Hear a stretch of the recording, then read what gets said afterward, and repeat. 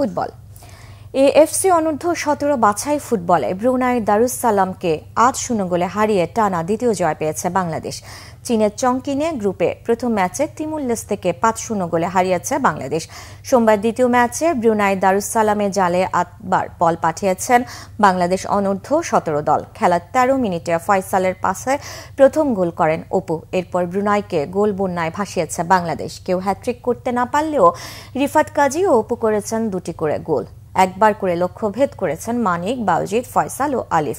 AFC অনূর্ধ্ব 17 টুর্নামেন্টের বাছাইয়ে বাংলাদেশ খেলছে এই গ্রুপে স্বাগতিক চীন ছাড়াও ব্রুনাই, তিমুর লেস্তে, শ্রীলঙ্কা ও বাহরাইনও আছে। গ্রুপের চ্যাম্পিয়ন দলই আগামী বছর সৌদি আরবে মূল পর্বে খেলবে। সেখানে গ্রুপে দুই প্রধান প্রতিপক্ষ বাহরাইনকে 4-0 গোলে হারিয়ে গুরুত্বপূর্ণ জয় পেয়েছে স্বাগতিক চীন।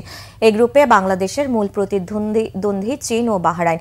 বাংলাদেশ তাদের পরবর্তী ম্যাচ খেলবে 26 নভেম্বর শ্রীলঙ্কার বিপক্ষে। 2026 সালের মে মাসে সৌদি আরবে হবে অনূর্ধ্ব 17 ফুটবলের চূড়ান্ত পর্ব।